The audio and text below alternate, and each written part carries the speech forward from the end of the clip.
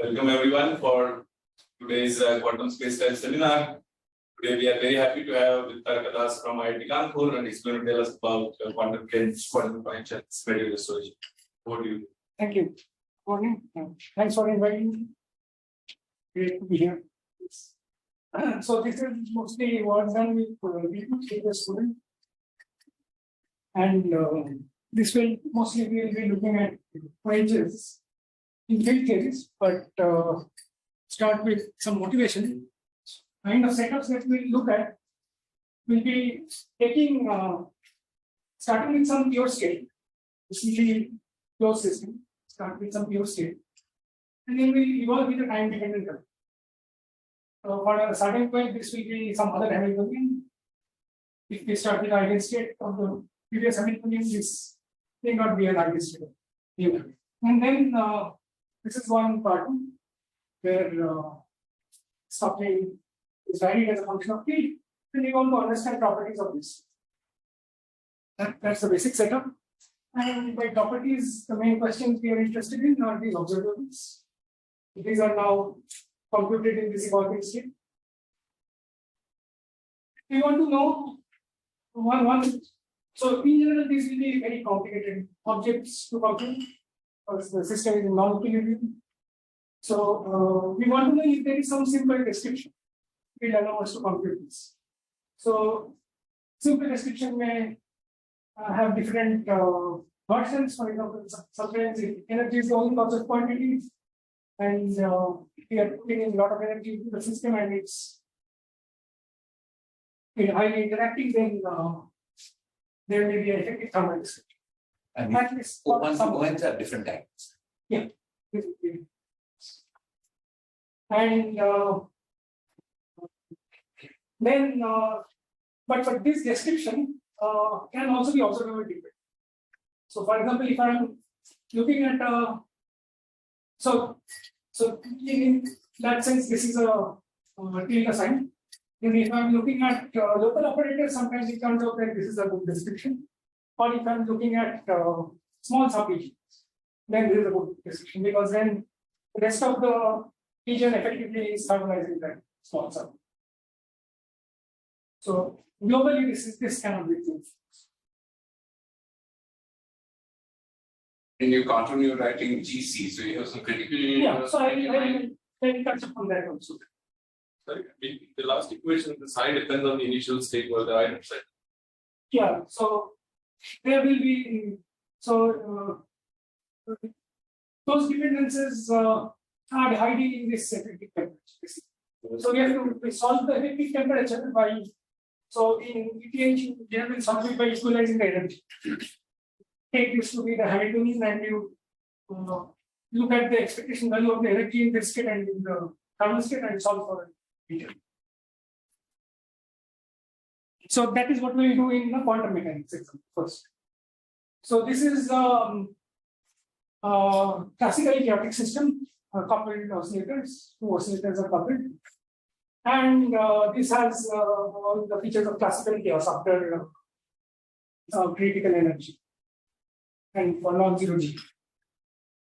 And here we can also ask the quantum dynamics. We can try to understand the quantum dynamics of the system and ask the previous question, that is the simple description. So what we do is we do a certain quench where I am changing this G parameter suddenly, and so I'm starting with the eigenstate, which may be the ground state of the G0 Hamiltonian. So this is G0 through 1, and then I'm evolving the G1 Hamiltonian, which is this. And we want to understand the properties of this. Sorry, just one. Before you start moving to the time dependence, if I looked at the spectrum of this thing, up to a certain energy, it would be nice and regular. Yeah, it should be almost linear, and then it will have some. And then it becomes very. Yeah. And one can compute. Is there sharp transition in the spectrum, or is this? No, so this is all numerically one can. This is not integrable. So. Right, but what I want to understand is that the transition between very ordered, almost free type behavior and chaotic type behavior, is that something we can say precisely, or? don't think so. So you can try to compute the level statistics of this, and you will see that there is a strong level repulsion at very small spaces.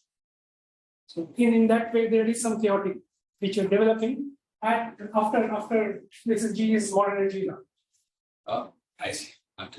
Oh, but I was thinking that at any G, no matter how small, Yeah, there will be some energy for which it becomes this chaotic. Is that right? I think so. Yes. So bottom G. Yeah, I was thinking that because the effective coupling becomes larger and larger when amplitudes come up. So I was thinking that if we take the limit of small g, Yes. then there will be a range of energies for which it looks like a free harmonic oscillator. Yes. And then above that range of Above that energies it where is- it looks chaotic, there's some transition. I was wondering if there was a precise way to make some way of making this precise. The limit g goes different. It's a vague question, so sorry. Yeah. But in when this starts dominating, so when we have just px square, py square at this term, there is a kind of scaling symmetry in this theory. Right. So and that so we can scale x and y by lambda and t by 1 over lambda, and that shows that energy goes like lambda to the power 4 times energy, and that actually that's a quick way to get the classical Lyapunov index. Classical Lyapunov index in this model. So these are the classical boundary sections. Classical Lyapunov index goes like energy to the power 1 by 6. And one last thing about this, the reason I asked is that something very similar happens in n equals pi. Like if you look at the spectrum as a function of energy, Yes. for energy is small compared to n, Right. it's very regular. For energy is large compared to n square, it's a black hole, so it's chaotic. So energy is in between, something funny is happening. So I was wondering if there was some general understanding of how it is happening. So, but as a whole, it will be integrated. N equal to 4. Not at large energies, not at energies about n square. Because if that was the case, that would say that black hole dynamics was integrable, which certainly would explain. So if you look at some patch of high energy states, then those are chaotic. Here it's integrable, here there's some transition. And I was wondering if there was some general understanding and static about this. of course this goes to 0 when it goes to 0. Right. So this I will say. But here we see that these are sections where we keep increasing the total energy. This is the classical dynamics. And we see this chloride variability. So these are sections with at x equal to 0 and different colors are different initial. This is as you increase Energy. This is like this K, whatever, it's KM theorem. Correct. So the first Meaning, no, this theorem. So these are the chloride, these are the KM chloride, so these are closed orbits. This indicates integrability. Then they start breaking. So ones with rational idiots, they break first. There is a way in which this breaking happens. What's with the white space? The This, diagram C or D, what does that go there? eventually it will take a lot of time. Yeah, what does that does signify? That may be some specific where we are looking at, what kind of section we are looking. No, I don't mean that particular thing, just the existence of such thing. Okay. So these are some patches which are less organic, like people discuss this something called classical star. Classical Star. So these are some initial conditions where things will not look so edible. There may be some patches in the phase space. But eventually, these will be, I think, measured zero. Space. Possible allowed phase space. But if we can study the quantum mechanics of this model, and then, for example, under the quench. So quantum mechanics under the quench, where we are again changing this parameter. And we can try to extract the temperature by measuring the new energy. And it turns out that this is almost as one expects, but the slope is 1. So the effective temperature turns out to be proportional to delta G, change in coupling. And this shows up this temperature So always there will be a temperature. It can even be, sometimes it may even be negative. So you started with the ground state? So yeah, close to the ground state, which looks very exciting for H1. Yes. So you're asking what would be energy of this state after the quench, and if it were a thermal state, what would the temperature be? That's how the temperature. This grows as it do faster, larger. I didn't understand what you said about it could be negative. Temperature would be negative. So Your this H1 will always have some positive expectation. H1 will always have some positive expectation value, but this will be really large. Okay. So then even 0 is not. So if T is negative, then this will keep going. But if temperature was negative, H1 would be infinite. The left hand side would be infinite. Yeah. So this is we are just keeping some. We are truncating the scales. So Well, the full system will never work. yeah, This is a numerical argument. So, Diptarka, just you have already said it, I think, but this temperature is more or less the ensemble equivalent of the energy of the state in naught as measured in H1. Yes. So this yeah. No. So are you going to use this quench dynamics to extract the object? Yeah, so one can look at the out of time ordered coordinator. So people have looked at the out of time ordered coordinator in this model in the thermal state. So these are figures from this paper, Hashimoto and others. And then you see this kind of behavior in the out of time ordered coordinator, which is computed as x of tp of x expectation commutator square. And this is done in thermal state. This is equilibrium result. And this is transient chaos. There is, of course, no large n or small epsilon parameter here that this family region will extend. So this is very small window you can, but you can still extract the lambda out of this, and it goes like so numerically it goes like temperature for 1/4. So this kind of is similar to the classical scaling because energy is like temperature. But if you took the small g limit, then you could get proper chaos or equivalently small h bar. No, even small g, it's so small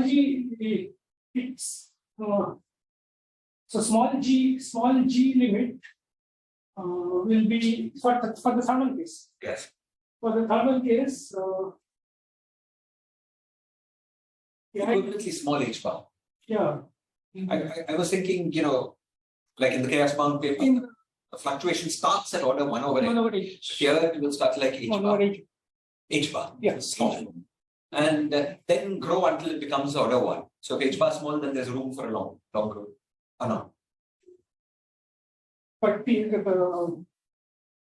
so that will happen at maybe at very large temperature. At very large temperature. Yeah, you have to scale the You have to temperature. scale the Yes. temperature also. Yes, correct. Yeah. So So, but in that system, you could define but precise. then one has to numerically cannot truncate. I think that is. I think. So, but one can try to do this in the quench case.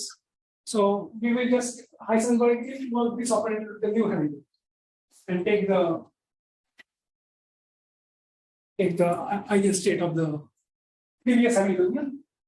And even there, you see this feature. So you see that this log of this C was linear. So there is a Liouville exponent which goes like delta G to the power 1/4, and delta G was like the temperature, effective temperature. So that's consistent. So it's showing up in the standard kind of behavior. This Where did you get the 1/4 from? 1/4 from this field. So you face Upon the fitting. yeah. So from these, so how the slopes are changing. So these are for different delta G. So the slopes are changing very slowly. So we can do many more. Yeah. And slope is increasing very slow. Is there an understanding of the 1/4? 1/4 only classically.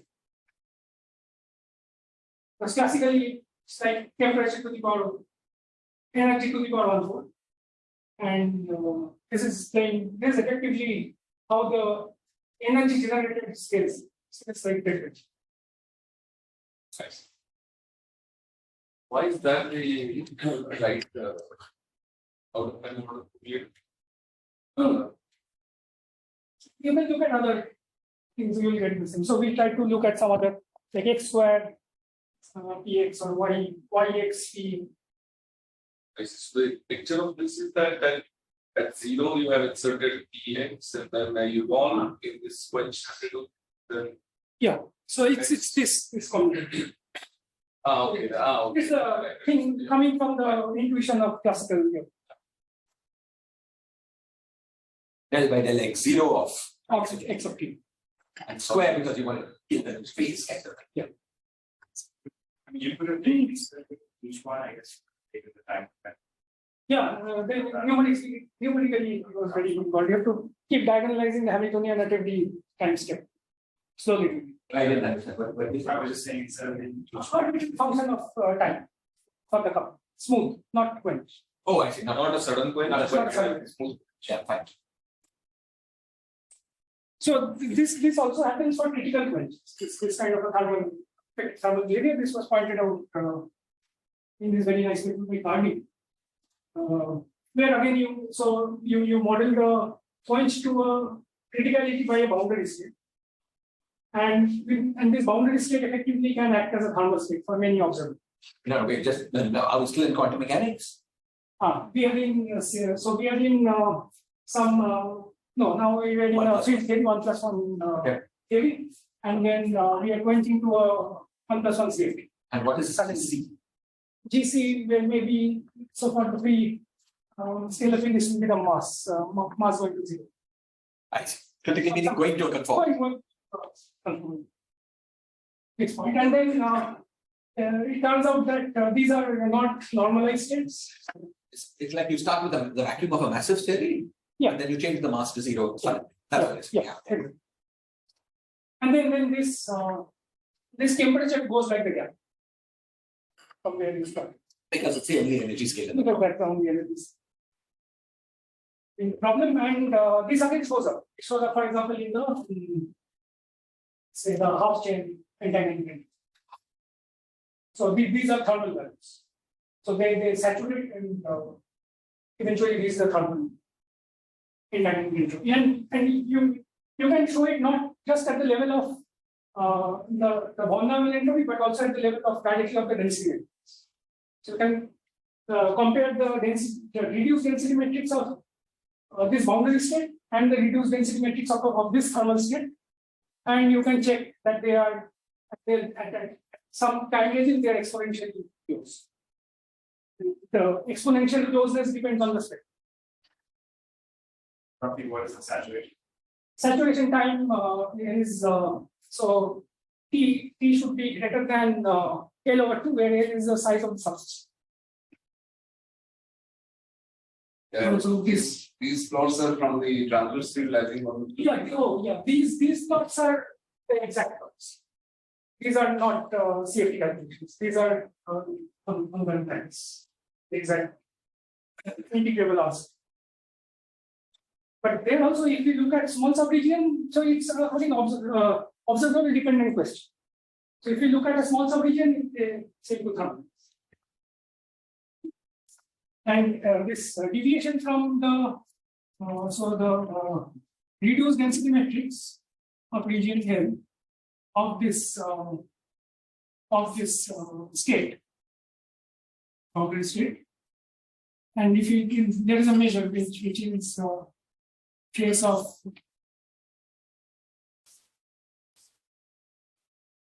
and beta, we choose beta by comparing the energy over square root of principal loads I mean. It's square rho beta square. So this quantity will approach 1 if they are the same. And Just the inner product. Yeah, this is the inner product of the matrices, and this goes like 1 minus e to the power minus. It's the inner product in the trace inner product. In the trace. Normalize the thing and then. this will be T minus. That's why you need T larger than. So if there is a big gap to the first excited state, it will be given. L is the region size of the Delta main is the spectrum, the gap in the safety spectrum.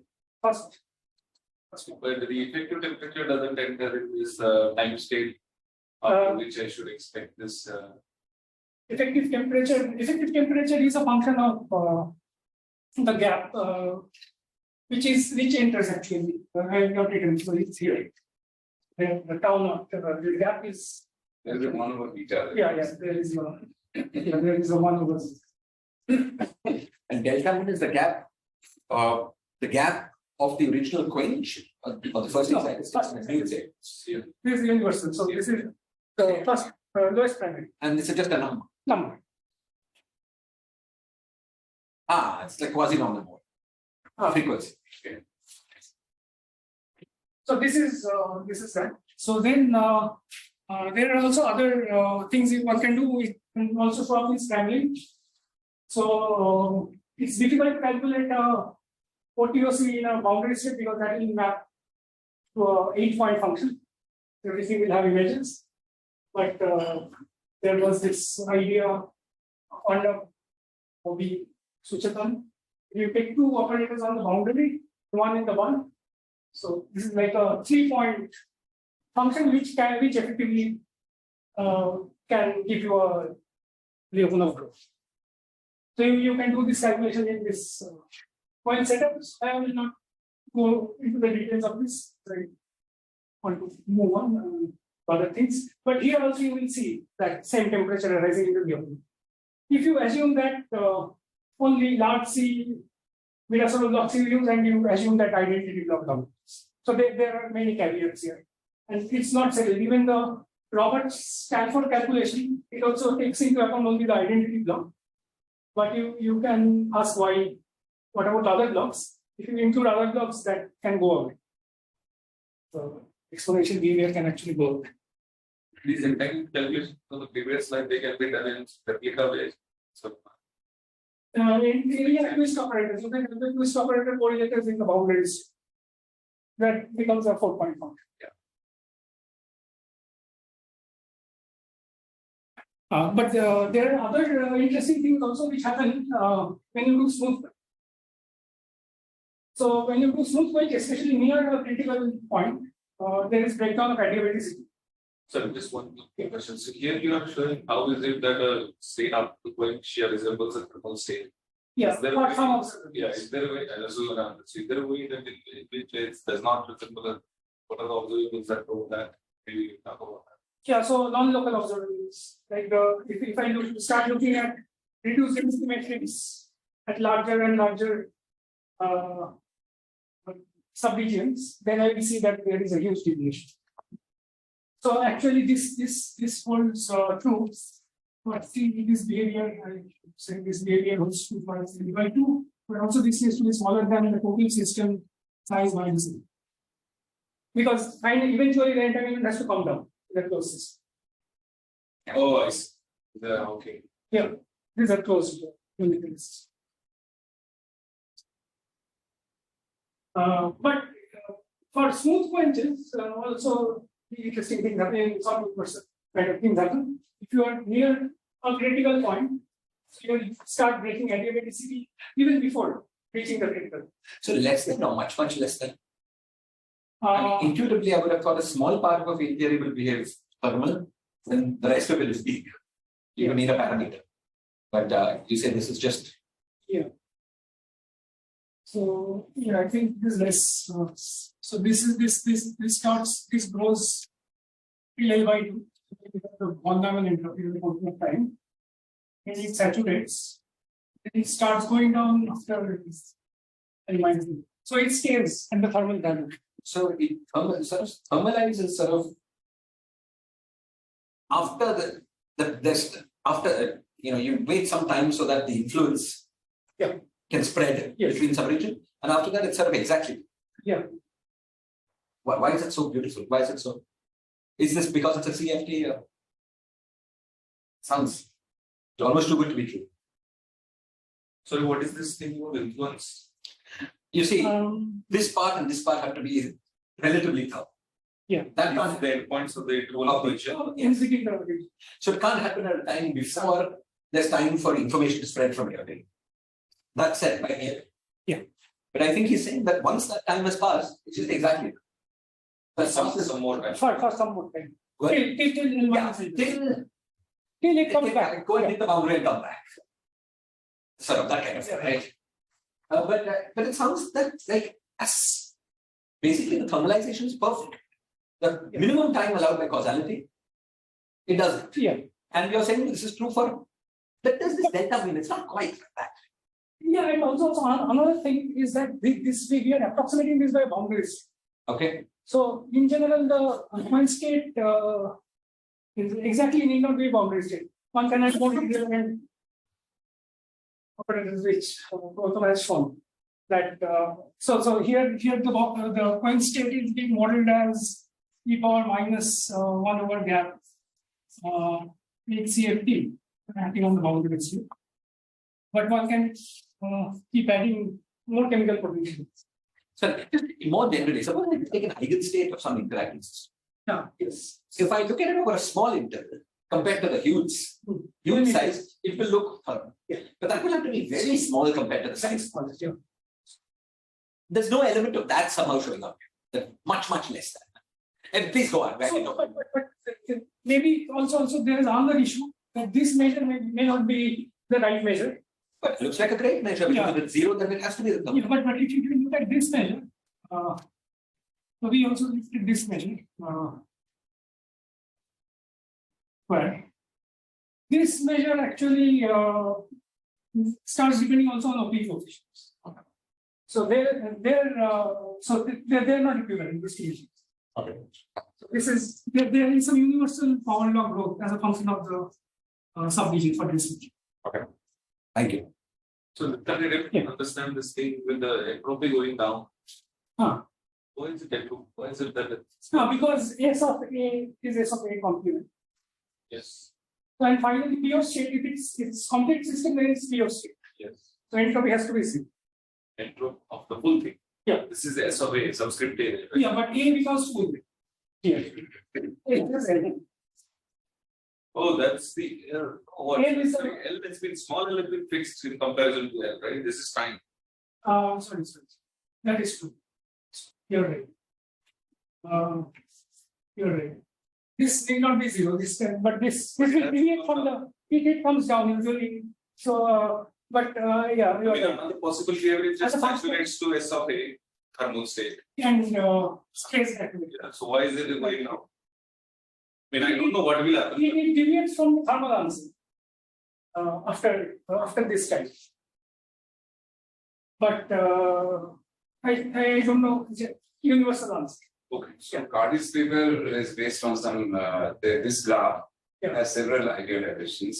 One is that the so first of all, the sharp stuff Yeah. that is rounded off actually a little bit. That's one can see from there. From the exponential. Yeah, so this delta mean by beta. So there's a rounding of that happens. And the other thing is that the state that one starts with is somewhat idealized. These are this Cardi State, yeah. the one that there. So for a normal quench, you But would so have this idealized meaning, I could do an experiment in which that is the state of sure, right? Sure. It's just that what you when you say It's a you yeah. cannot do it's difficult to realize in an actual quench. That's right. Oh, that's right. I mean, for example, you can have more generically in a in many conformal field theories. This is not the most generic stage. I mean, you can have instead of just the HCFT, you can have HCFT square cube. So there are many or that's one thing. But you can say that it's an fine-tuned state, but you can start with that. Okay? But if you want to compare with, for example, holographic, how Diptarka behaves, time. There is not like this. The sharp linear followed by saturation is not. It's bent and various other things that will happen. But here it is. Presumably you can. So there is a photographic realization of this also in the paper of Massless and Hartmann, where there's a construction of the static calibrated states in a particular way, but it's a fine-tuned construction. So by giving a C2 quotient of a eternal sample, and there you do get this curve that sharp stuff, and but that's the going to infinity limit of the conformal theory. But if you keep C finite and track of the result of this delta mean thing there, then there is at least a bending there. That's for sure. Yeah. That is known, in fact. Yeah. So, But for a long time, there is flat. There is flat. It's really flat all the way till you have this coming back, and the coming back, whether it comes back down perfectly or not, that depends on what kind of conformal field series. For example, Cardi was able to show this only for rational conformal field series. what is with the coming? Oh, that's You sort of imagine that the quench creates thought. quasi-particle. So it's exactly as Shila said. Right. The quasi-particles bounce back from the wall, and that actually does produce that. Which shows that the theory is not really thermalizing. Because if it was really thermalizing, then after time of order temperature, Everything is static. I mean, Usually talks about this because some concurrent recurrence time or something. I thought that would be that. No, But that's not exactly. This is I heard something that. Yeah, this is ballistic. These quasi-particles are just going at the speed of light, and the reason why you see thermalization is because of this subsystem thermalization. So it's like, one left part of the right part of the entangle. So they start, as they cross the sequence, they create a tangle in the sequence. But after a long enough time, they come back. But they will keep on oscillating, doing that again and again. Yeah, So so it will all go like this. but then this is because there is this conserved Vira curve. I mean, in any good for this time of order, time larger than temperature, it will it doesn't matter how there will be no problem. But these theories, these two DCFTs are these conserved. Yeah, secretly integrable. Yeah, have an integrable set. Having to do with Vira So curve. where did you use this? Sorry. This body particle chain is integrable. The existence of polyparticles. I mean, just to say that the extents are being analytic. Yes, Analytic. That's the solution to an analytic thing just goes. yeah. So that will never come. Stress tensor will never come In a CFT. in a same. In a 2D. Right. So I see. So you are saying this is very specific for that. It looks like Because otherwise then it will just go like this straight, right? It will normalize with that temperature. it will come as the time greater than 1 over temperature. Like say 1,000 times 1 over temperature. Static. More or less thermal. Okay. Yeah, that's what I was wondering why it was coming. But I think this makes sense. Yeah, smooth quenches, other things can happen because there's a scale which is set by when radial density gets broken down. Kibble-Zurek scale, and then correlators. So correlators where there's a critical point. So there are scaling dimensions here. So correlators, if you measure correlators in this blue region, they show scaling with this thing, which depends on the rate with which you are changing the color. And this is not completely understood and what derived in models other than free field theories, where you can explicitly. So these are free theories where you also know the modes exactly for certain quench flow. For example, for this tan apple. So, what are you trying to? I missed what you're trying to explain. Yeah. So There's a scaling with something. Could you just say that? So I'm trying to look at the scaling of operators, maybe composite operators, measured within this time region, t less than delta t, Okay. and look at the scaling with delta, which is set by the rate of the. Okay.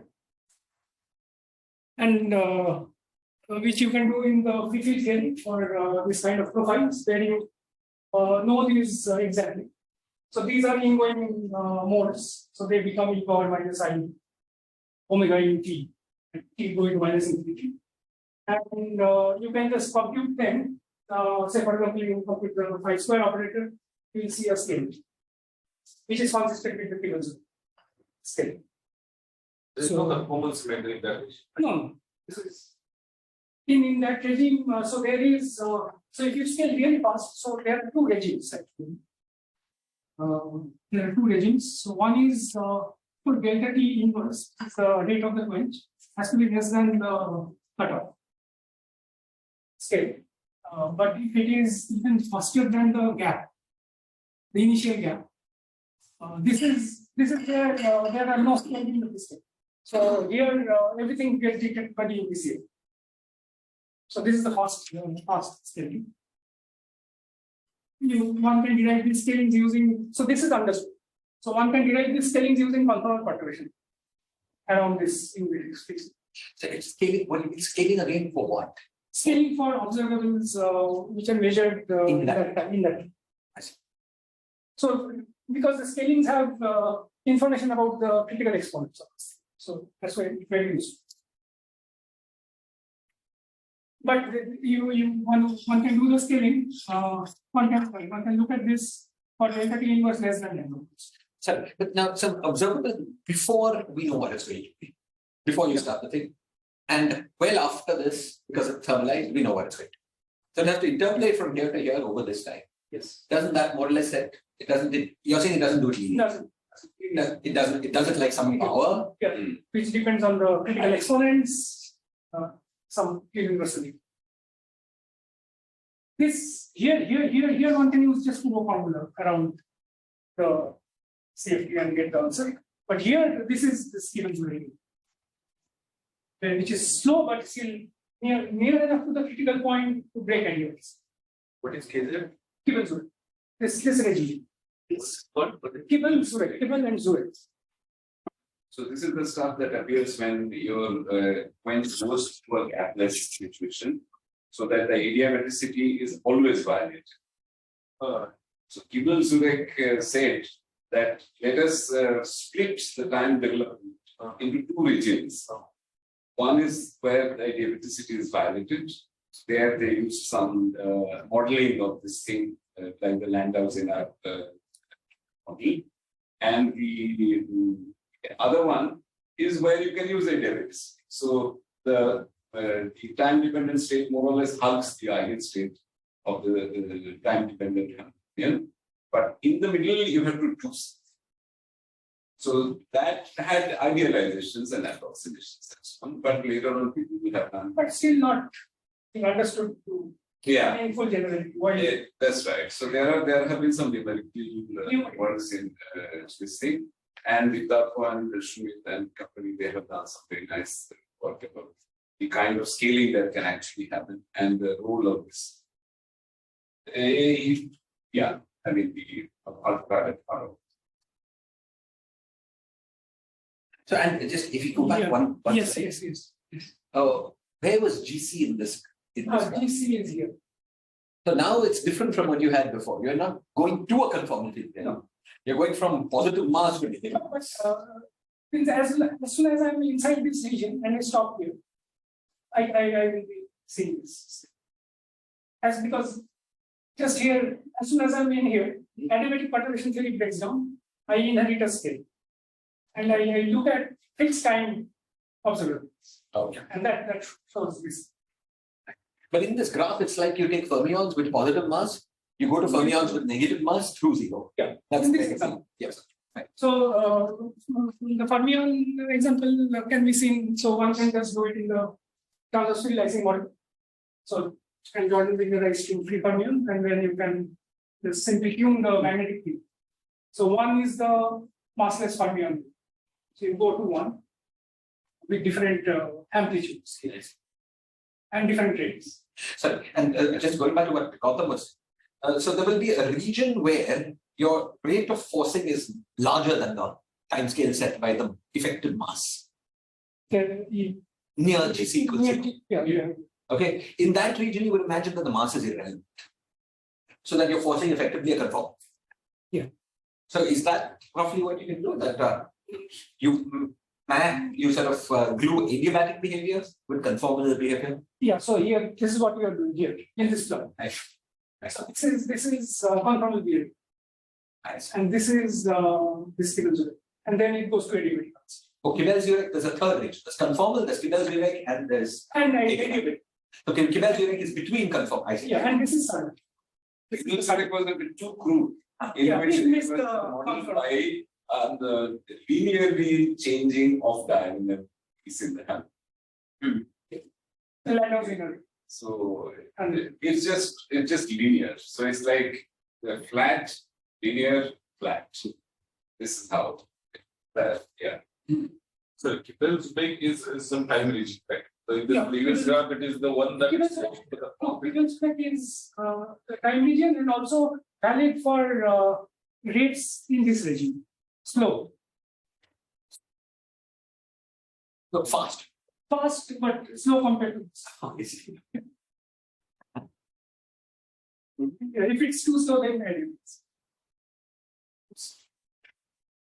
So There is always a region in which the edges will fail. yeah, So it depends on the width of that region. Yeah. It will depend on your mass. So we will try to look at larger model. Look at the features. So this is the loss level model. What feature are you going to look at? Yeah. So so try to see if there is an effective notion of a temperature while quenching this, and where can it show?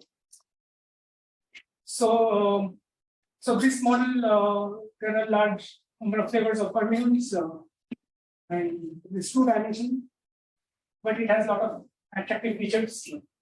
Two damage. I see. Lot of attractive features, like there is a spontaneous breaking of symmetry.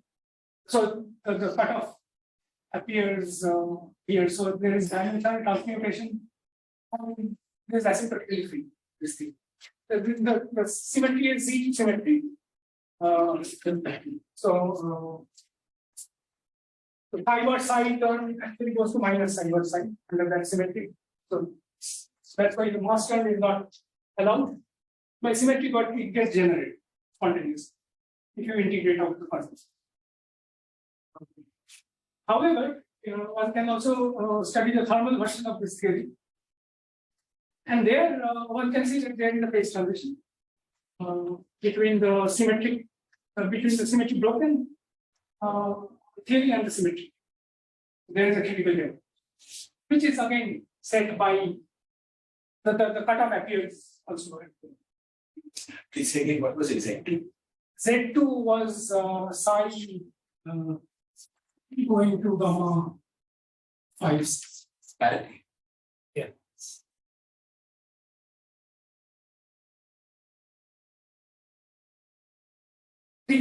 So this is so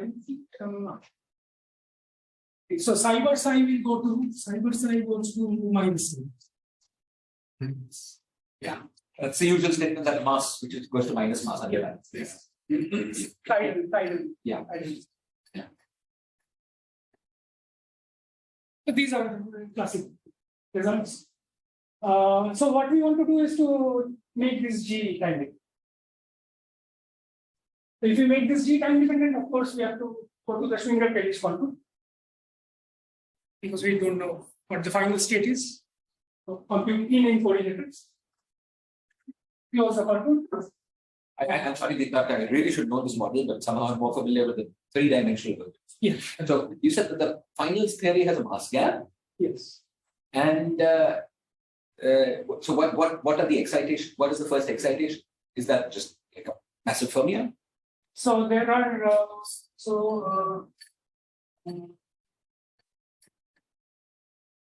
Excitations around this new vacuum are massive fermions. Is that There right? are solitonic excitations, this model which are like This is like sine water. so it's there is a special profile of this collective condensate. And you can understand it by You can- bosonization. You can understand it. There's some sort of well, That's, this and this. I thought Is this what's called thinning water? Thinning model is that's one thing. So okay, so there are many. Okay, so this is right. Okay.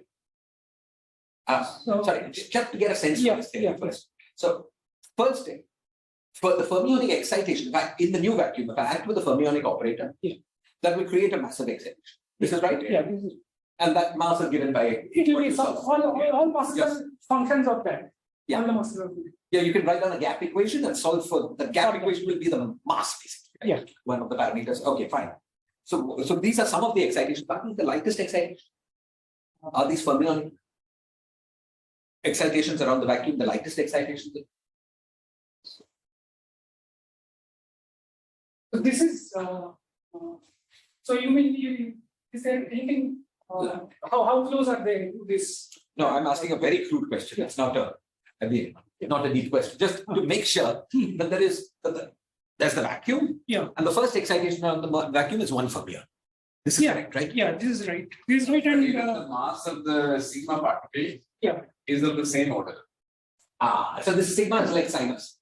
Sigma is like side by side. Okay, so there is a new effective particle. Yeah, so it's like the Cooper pair particle has the same mass as the original event. Okay. Okay. which is Yeah. like this depends on the G. Yeah, the G, I mean, G appears in the, yeah, accessory. So only G equals to 0 is the only, But G is not real parameter, right? Because the G is dimensionally transmuted. so there's no this model really Everything has is- no parameter. No, parameter. It's exactly like. Yes. Yeah. So sort of like a unique up to scale is a unique spectrum. Sigma is like lambda QCD. So that everything when you express everything in terms of lambda QCD, then your conventional functions and everything are So the final theory is one of bosons interacting with fermions. The sigma particle is a boson, Sigma particle in the boson. and the sigma particle is a stable particle. Okay, I can think of that as bound state for yes, it's stable. I see. The interaction goes at 1 upon n. I see. So in the larger limit, it's stable. Stable. I see. Its potential well is shallow and This. And can two fermions annihilate and go to nothing? Or is the decay of this bound state to two fermions? There's some concern, something. So I'm sorry. Yeah, those will also be 1 over n. 1 over n suppressed. No, but just let's say n was 10. Just to understand. Okay. Yeah. If I had two a psi bar particle and a psi particle, could they annihilate and go to nothing? Because there's something preventing it. Or what is nothing? You can ask what is nothing. Now it has to conserve energy. So it can't. Okay, fine. I understand what you're saying. So it's impossible for a psi bar psi to annihilate to nothing because that violates energy conservation. yeah, it can give rise to sigma bar. Yeah. It can give rise to sigma. But I was trying. Sigma can go into cyber. So as long as the energy of sigma is lower than the energy of one psi and one psi bar, then the That's sigma stable. will be absolutely stable. Stable. Okay, fine. But in this model, of course, that process is the 1 over n. Yeah. But even if it was not 1 over n suppressed, as long as the energy of sigma was less than 1, Stable. absolutely. Yeah, I think that's good. For any n. Okay, now I'm understanding this one. Thank you. So I'm thinking of it as a model of fermions with a bound state, a little like a hydrogen. Fine. Okay, fine. Yeah, and then we can look at what happens in this Tunga-Tellish orbital. So where you again double the contour, double the fields, and then you again Hubbard-Stackle-White transformation for the quartic term, and then you write down the gap. Last. This is usual. Now plus and minus, and just it turns out that this is a matrix now, and this is just negative. Plus is right moving, left is left moving. No, plus is the third one. Oh, plus. And minus. Okay, so I don't know the T dependence story very well, so let me try to understand. Yeah. So the so you now have two outside temperature fields, sigma plus and sigma minus, Yes. depending on whether it's on the upper or lower. And is effective of sigma is what We have you figured out? Where, So, so where is the T four- dependence in this? force here. Here, but it turns out that this equation, the gap equation, this is the gap equation. Gap equation will not be consistent if unless sigma is also kindly. Because this left hand side is kindly. It can be arbitrary function, right? So that decides what function of time sigma is. What G of t was your forcing function? Yes, this is the question. But suppose I first wanted to understand just this thing at finite temperature. Yeah. Finite temperature finger catch. Yes. It's a simpler one. Yeah. So there G is just a constant. Yes. And we could just set G constant there. T constant there, and one is to do the mass over sums. And then sigma would just be a constant. So I have the answer here. So this is the gap equation that we will. So G is a constant. Fine. So sigma is constant in time. Yeah. Yeah, sigma is constant. It has to And on follow both contours. Yeah, same value. It's the same. Okay, so then So then it will be effectively these massive fermions on a bigger contour. Yeah. With this mass, right? With a thermal rate. Yeah. So that is what we will see. Okay.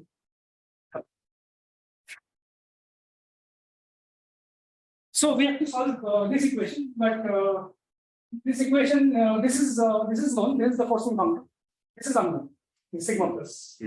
So we want an equation for this sigma plus, the function of time. So first thing, so this is some arbitrary function of time that we want to determine. First thing to realize is that this is just the propagator of some fermion with a time dependence. So we need to find the propagator of a fermion with time dependent mass, but arbitrary time dependence. That's in general cannot be solved this problem, but one can do it in derivative extraction. So that is what we do. Diptarka, so, Yes. so how come there is no 2-point function when you integrate out the fermions? Yes. The 2-point function of the fermions between the upper and the lower. So 7 point equation. So that Oh, I see. yes, in extraction it is a different story. Yeah. So when we do a disordered average, that couples the plus and minus. So this is the difference. Yeah, The difference variable that only has that problem. Yeah. And there will be such a coupling when you compute correlators around this. Yeah, actually 1 by n expansion, 1 by n corrections, we will see those quantum corrections. We'll see those corrections. There is a non-trivial propagator between the plus and minus because there is non-trivial view in set by the principal pixel. This identification. But that's down in one end. Yeah, so that doesn't contribute to the salary. This is what Campbell calls quantum. Yeah. Quantum plus. Yeah, so this was confusing for me, but in I think one can argue very. Okay, so now we come to a different problem. We want to solve for 2-point function of a fermion with a mass dependent time dependence. So this is the problem we want to solve. So we make some answers and try to do some WKB like approximation. So if we write the spinor equations in Fourier space, these are the two. So H1 has an equation and H2 has an equation. They are coupled equations. And of course, because of the anti-commutator constraint, this 1 square of these have to add up to 1. And sorry, the condensate doesn't violate UN. UN symmetry is preserved. UN is but there is a version of a continuous version in 2 dimensions where the anomalous U1 is broken. With this Nambu to the other side. And in terms of these spinors, the thing we have to compute is so what we have to find out is are these H1 and H2 as functions of and how they depend on mass and its derivatives. That is the problem. So that so we proceed with this answer. This is chosen so that equilibrium things are automatically satisfied. It is satisfied this constraint. So these answers. These like answers we write down in adiabatic perturbation. Yeah. And then one can get equation for this omega. So in terms of this omega, so we have to now it basically boils down to solving for this omega of t. In terms of omega of t, the integral that we have to do those things. So one can check that in static equilibrium, this gives the mass. And then we just develop the. So this is the equation for omega. So you're saying you know what it is when it is constant, and then you use that. Yeah. Okay. Sorry. Right, that's all. Yes. Yes. So you make this adiabatic perturbation like answers. So everything, the answer that I have to compute is in terms of this function.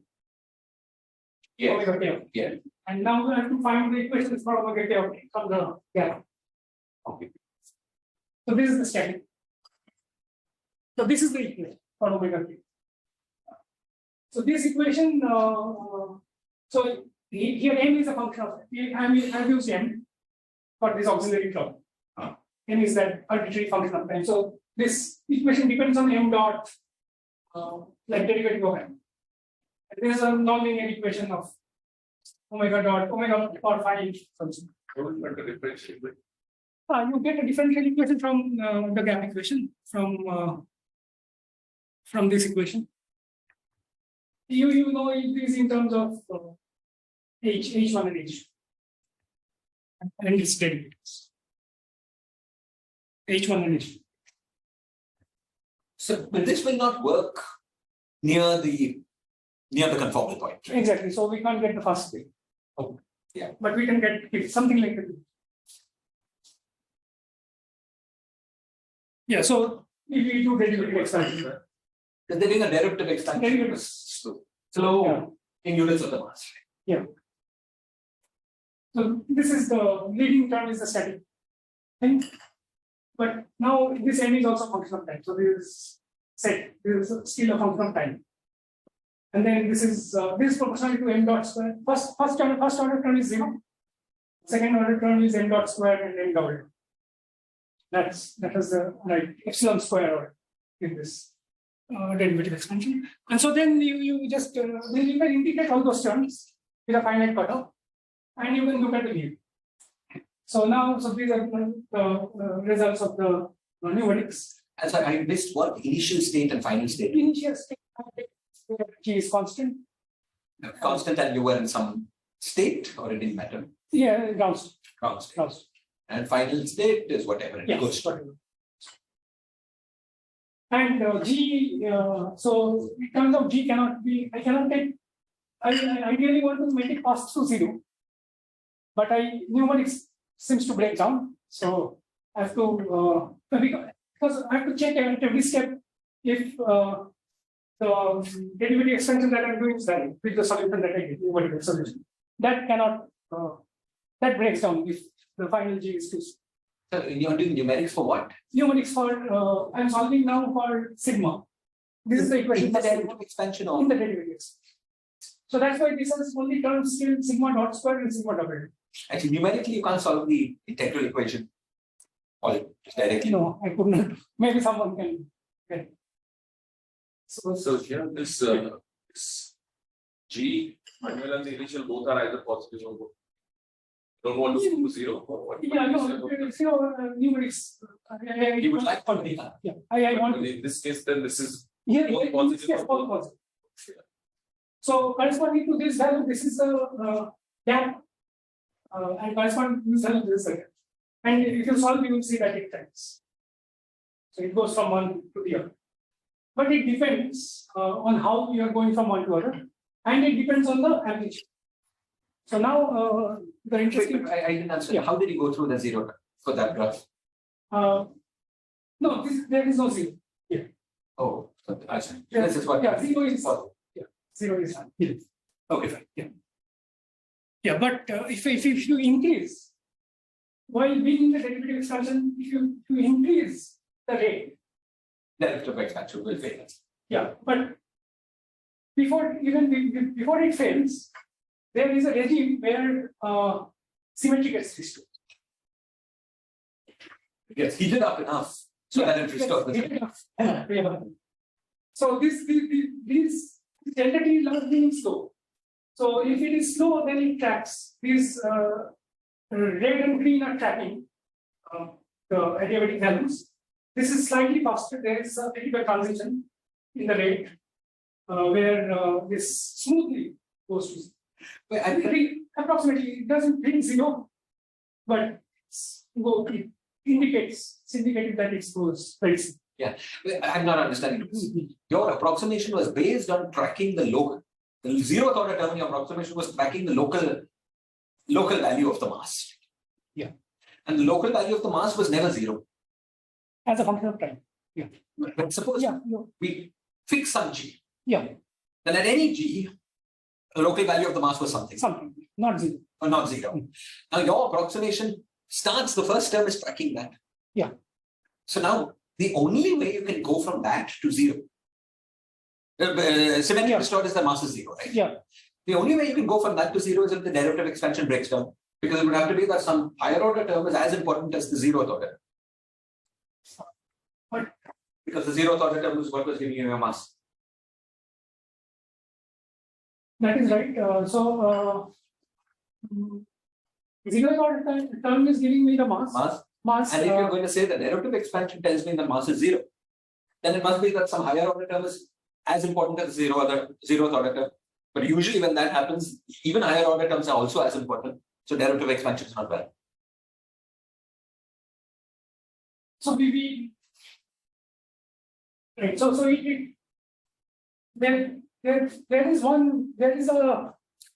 is a tendency. There is a tendency. Okay, That's a tendency to restore. But you cannot reliably argue with it. Yeah, you cannot. It's interesting a phenomenon to be argued within derivative. Yeah, I will show some scaling limits where one can argue some. I think that like the way Kibble-Zurek did it. Yes. So you have a different answer to take care of the non-adiabatic part of the thing. And then you match the values. But that's not what you. No, so here He's sticking to it. sticking to the same answers, the derivative expansion. Yeah, I'm also quite surprised that this works. There is a tendency, and so numerically I computed the derivatives and looked at the norms because this happens over a very long time. This behavior. So here, so this. How high can you go in derivative expansion? Is it something you can go to like 200th order on a computer? On a computer, no, because I also have to, after doing the derivative expansion, I have to integrate the over k. So the integrals also become complex. Derivative, I can write down the. I was saying this for the following reason that in the case of hydrodynamics, sort of something similar, people were able to take hydrodynamics and go to like 200th order, and then Borel resum that thing and accurately reproduce the first quasi-harmonics. Oh, I see. So to actually reproduce non-hydrodynamical behavior by Borel resummation of the one can get. So that was totally remarkable, and I was wondering whether something like that might be. Okay, great. Right.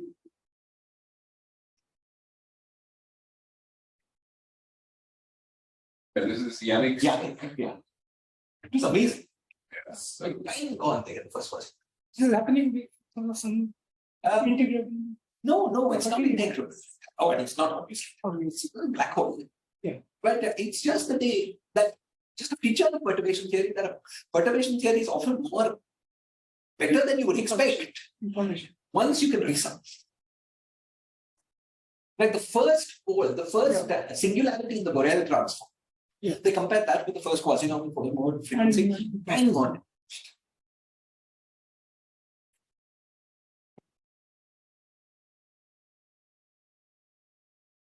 So what we do next is to. So just to make sure that this sigma t, it actually touches zero. It seems that you're. Yeah, but I think we should not. We're saying we should only note that there is a transition in tendency. Yes. But that transition in tendency itself will have a thermal interaction. So that is enough for me to. As it enters, the non-aggregating significance.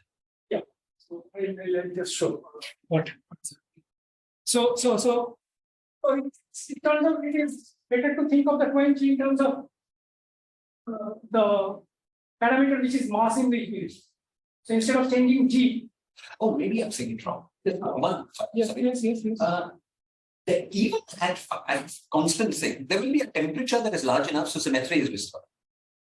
Even that is.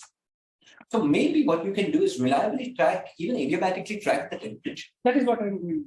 And then That is what I will do. And I will show that I can kind of get the phase down, equilibrium phase down. what I was saying was that if you can reliably track the temperature and that within the adiabatic approximation, it heats it up so much that symmetry is restored. That is what I will do. Reliably. That is what I will do. That is what I will do. So I was thinking of a sigma as a function of G at zero temperature. no, But now if it's a second effectively Yeah, it's the temperature. there's a temperature, there's a pumping energy. because now excited states are also getting involved, Yeah. and those need not break this. Oh, that's very beautiful. That's very beautiful. Those may not. So the way we extract the temperature is first I think of the quench as quench of MO. It's better because that's observable. And then this is the equilibrium mass gap equation in finite time. Okay, so from here you can see that the critical temperature is given when sigma is 0.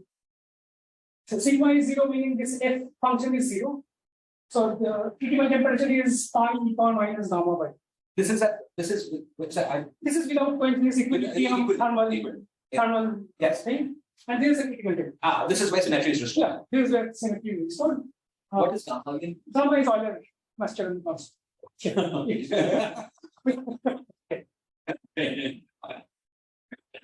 So adiabatic approximation of the critical temperature will be this.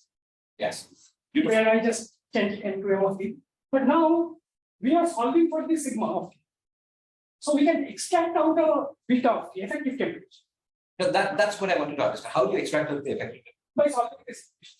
So we assume this equation is true, there is the effective temperature.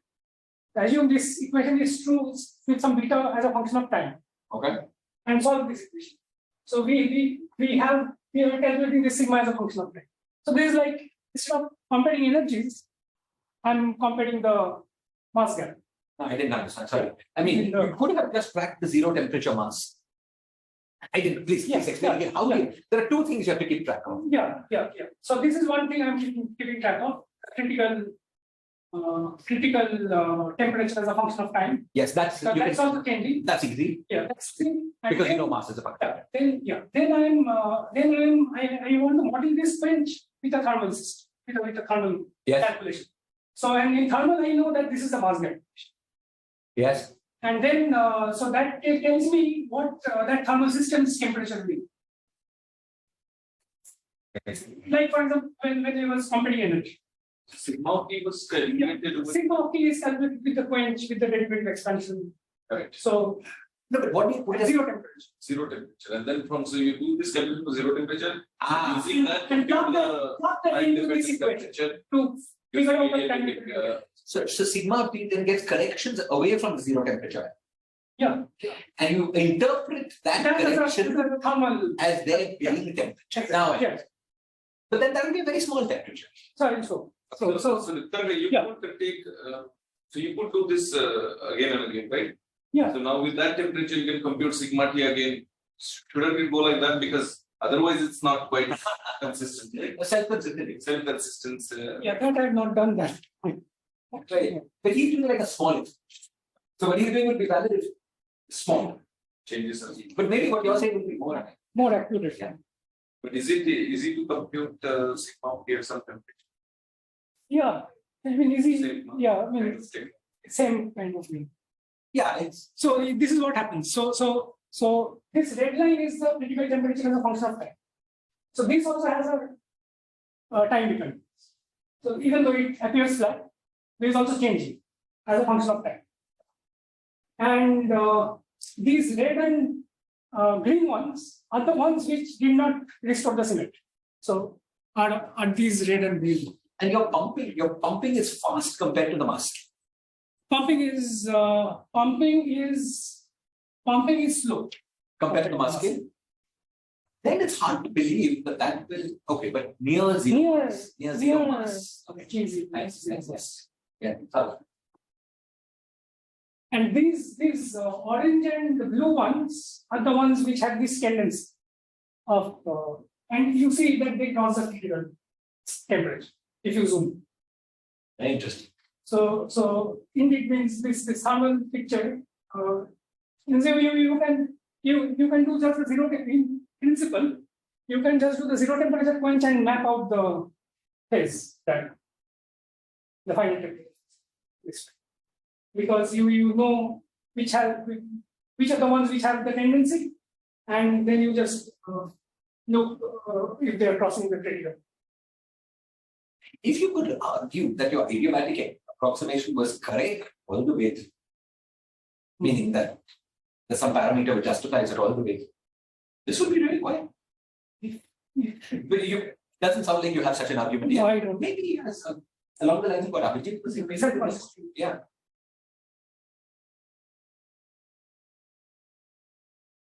Yeah, but there is. There you still use adiabatic approximation, because you're using the same formula that you have for the fixed without bending. Right. I'm using. Right. It sounds hard to believe that near m equals 0, anything will be accurate. If your local m goes near 0. Yeah, sometimes. No matter. I mean, whether finite temperature, 0 temperature, but as long as your mass gap goes to 0, surely there will be a breakdown. Yeah. At least it's 18. Unless your solution never goes through m equals 0. Doesn't it? Is that what happens, that it never goes through m equals 0? Yeah, so it asymptotes. So asymptotes. No, but I mean, there's all G would take you to m equals 0 and G was 0. Yeah. But there's no temperature now. Yeah. So maybe you don't have m equals 0 ever in your Yeah, so this is 0. So it goes. what is your mass gap as a function of time? Sorry. What is your sigma as a function? Yeah. So sigma as function of time near the 0, it never crosses the 0 line. So as far as we could. But then you just stop. We stop. Yeah, so we don't. Fine. Yeah. But there is another interesting scaling that you can also read out. And where is the symmetry restoration happen? Yeah, that's what I'm saying. Okay. So we fix that some small value and identify that small when these lines approximately in parallel. So we identify that time with a symmetry distortion, at least in this derivative expansion. And then we can see if this has any kind of behavior with delta t. Okay. This distortion time. So you will expect that for large delta, for faster quenches, it will be sooner. So this time will go, and it turns out that there one can give a Kibble-Zurek kind of argument to explain that. So so the gap the equation is very complicated, but in the limit when lambda over sigma is large, it becomes very simple. So sigma is the gap, so this becomes very simple. And one can invert this again, this equation. And this is the equation in derivative expansion. And you can now ask when does it break down? So this is what you were asking. So this breaks down when this is of the same order, and this gives a scale. This is in terms of Lambert function. But that fits perfectly with this restoration time. The scaling with delta t that we get from the Kibble-Zurek of this answer fits with the. So then this scaling is coming from the fact that derivative partition, derivative expansion is breaking down. So their derivative expansion is breaking down maybe only very close to zero. But if you try to go through, it will always break. No matter what you do. Yeah. It's just a hard problem. So as a function of rate, these are the times where it is breaking. So if delta t is large, that means it's slow, and there t Kibble-Zurek is large. So it breaks down. So these are faster rates, and T Kibble-Zurek is small. So it breaks down fast. Yes. Derivative expansion breaks down the same or time scales as symmetry. Exactly. Why? So no, I should not say symmetry is getting destroyed. I should say it's all.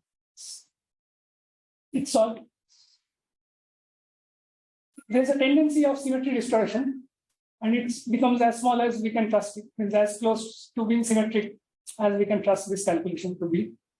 Yeah. And that time shows a scaling which can be explained using a breakdown. Let me give you a rough. If the derivative expansion should break down roughly when derivatives become a quarter of mass.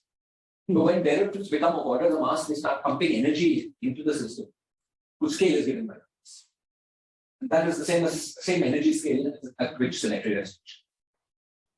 So these two things parametrically will happen if they happen. Yes. Right, because you need to put enough energy density in of what To disturb. yeah. So, Diptarka, are you doing it this way that you have a temperature in your hand? Now, you can always keep the temperature slightly above the symmetry distribution temperature. Yeah. So that you can tune an effective mass gap in the theory. And using that kind of temperature. Above meaning in the broken means below. Temperature is below. Yeah. Below the critical temperature. Are you in the parametric phase or the fermionic? So I mean, the symmetry broken phase or the. symmetry broken. Yeah. Symmetry broken phase. Okay. So temperature is below the critical. Below. Yes. Yes. So I can tune my rate such that I am always below. So you are using that freedom. Yeah. To That freedom to to, and when I will approach the critical temperature. yeah. But Gautam, I was wondering for something similar. I was wondering whether you could just go through the whole thing reliably from. But I think at G equals 0, final temperature mass gap is 0. Yeah. But then There is nothing you can do to go through. Right? Because G equals 0 is not. I was thinking also, I think along the lines that you were thinking that you can use temperature to provide a mass. But at G equals 0, in that adiabatic extension, there's nothing you can do. Yeah, I agree. okay, then now next there are some observations with this equation. So these are just observational analogies where this is the equation. So if I define a variable y, the first derivative term cancels out. And now if I take y large, keeping sigma fixed, lambda is already large, I've taken. It's like kind of a double scaling. Then it becomes this equation which follows from Liouville quantum. All roads lead to explain. All roads be tortured into the. That's right.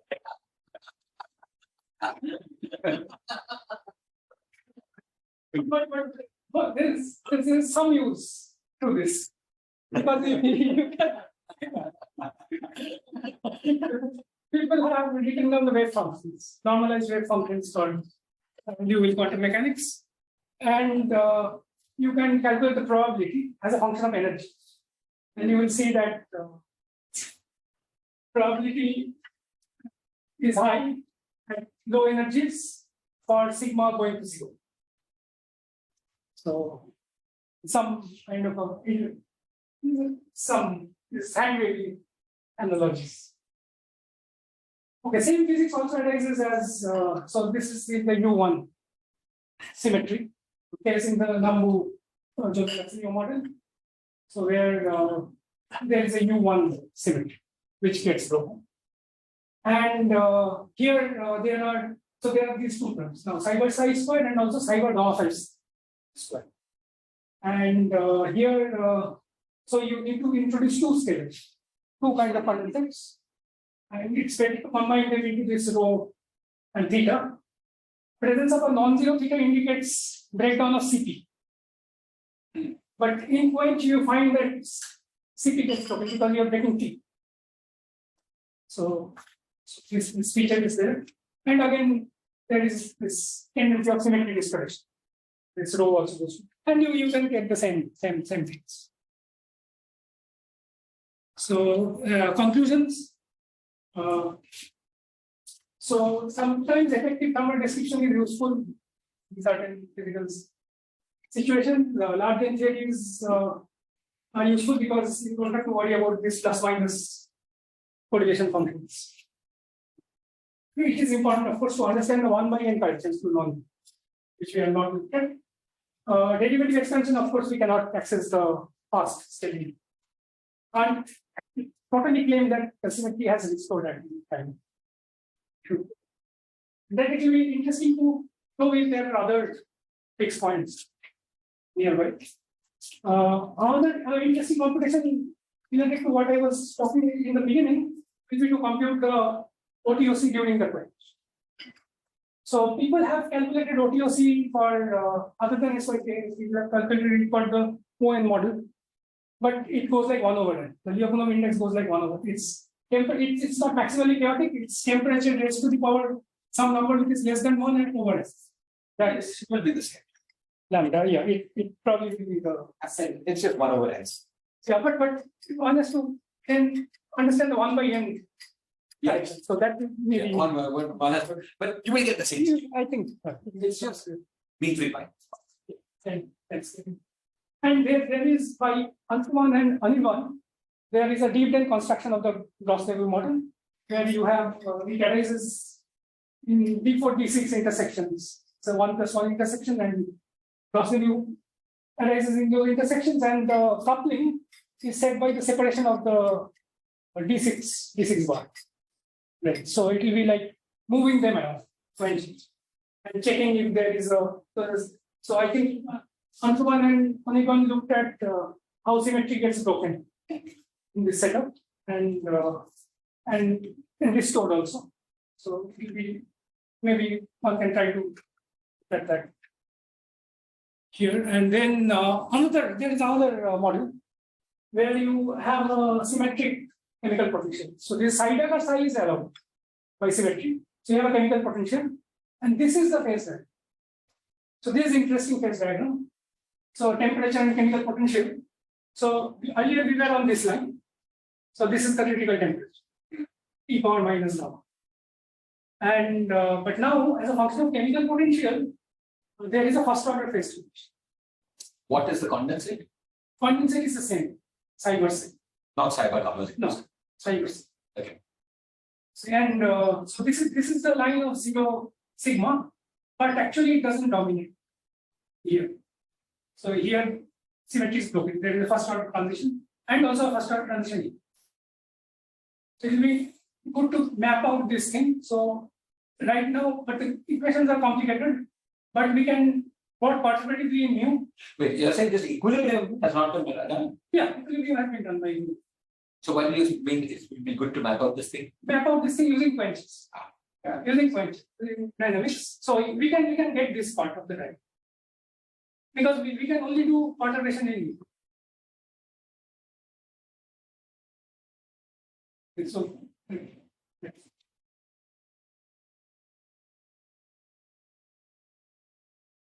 Room audience, questions?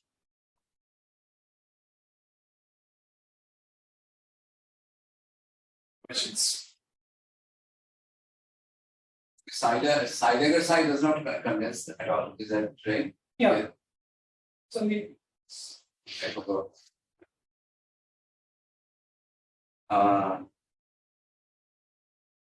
You mean if you could introduce some Hubbard Stratton field for that? Yeah. And also for the other guys, so then the potential does not have non-trivial this side. Okay. Perhaps a slightly related question. This model at large level will have an infinite number of conserved channels. Yeah. Right. So it has infinite number of conserved currents. Basically symmetric. yes. Yeah. You know what I mean, right? Yeah. It's J, Q1, Q2, Q3. So one could keep track of these charges. Yeah. Other than not just energy. Not just energy. But one could keep track of all of these charges as a function of that. They have also the access for chemical potentials. No, but let's say we are working at zero chemical potential. This is what I was going to ask you. Would we get non-zero values of these charges? Quench, or that's the argument. I was wondering whether the right framework for this might not be a thermal ensemble, but a Generalizations also. Yeah. That Gautam has worked on in detail in other contexts. Because it feels a little bit like that kind of situation, right? Because there's an even. There are. How is it, Gautam, in your situation where you just did the Cauchy quench? Most of those charges were zero, or some of them, or all of them are not? If you fine tune to the Cauchy quench, with the starting with the Cauchy state, then those charges are zero. But a generic thing will have all. Yeah, all of That means if chemical potentials are all 0 to start with, then they don't become 1 0. You know, the quench is pumping energy. Yeah. So it would also pump some of the other charges. Yeah. So what are the So in an integrable system, you have all this infinite number of fixed charges, and yeah, and in a conformal, so as Kati showed, that in a conformal field theory also, you can think of the stress tensor and various powers of the stress tensors as infinite number. Again, So you can think of this as roughly Grasso. you can think of those as roughly, but the integrable models that you can work with, they can have additional more interesting things like W infinity algebra. I think the way I'm thinking of it is a little bit like the Malus energy over there. And there will be some conservation law, which will be violated by 1 over A. Right, very much like Malus energy, but only by 1. No, but what is the, even when it's not violated, I don't see what are the Malus energy both of them. I have seen it's not that. Or it would Actually, this in CFT, what happens? just lots of derivatives of side by side. Yeah. So lots of derivatives on side by side, they in this dimensional context, they lead to W infinity. Yes. W infinite. So yeah, even the primaries, the computing generators are also. The primaries you can build out of one side and one side will be all highest. Okay, those were the things. The commute, the charge system. The current conservation, these will be almost conserved up to 1 over. Right. No, I mean with the whole one. Yeah. Yeah, in the free theory, Okay. Yes. Those things. That's what. Yeah, just because this becomes a free theory. One question. So we have a profile for sigma at a point of time. So of course things are getting other modes are getting excited when we are doing the quench. So one may try to ask if one can understand that mode as some kind of instant getting turned on. Sigma as a function of time. It's kind of going from the, even though it's in real time. I didn't understand. Say again, what are you trying to understand? Yes, I'm trying to understand if, so what excited states are contributing to restoration of sigma? I don't understand that. Like, so the ground state breaks symmetry at any value of G wherever we are. But symmetry seems, but now dynamics is involving other excited states, right? So and the weights of those excited states are changing with time. And maybe a combination. It's actually very related to this other question. Because if your guess was that the weights are changing more or less in a thermal, Yeah. this is what I was wondering whether it was accurate. So there are two possibilities: that it's not equilibrium at all, which will probably be true in M equals 0. But even away from M equals 0, maybe the rates are changing not exactly in a thermal way, but in a GGI. Is that related to your question? Yeah, Yeah.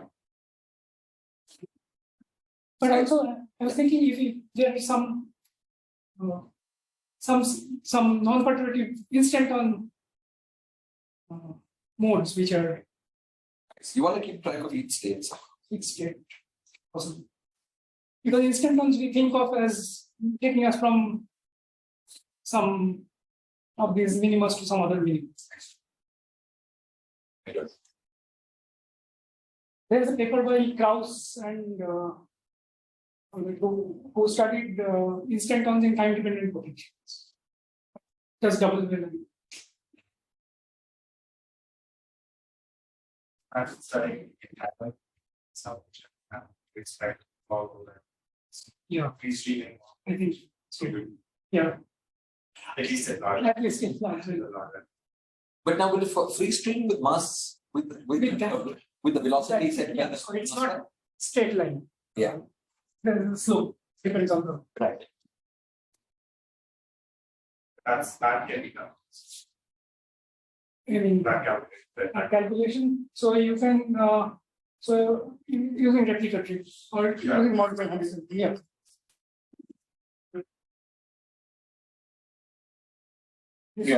This possibility thing with masses that has been done. Okay. I don't remember exactly. They're with different masses. No, just give fixed. Just given. And another thing I did not have time to talk about is one can also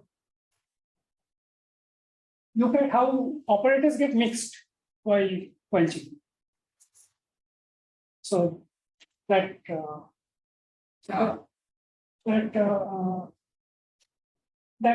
maybe I'll talk to you later about that. More questions? Okay, if not, let's thank you.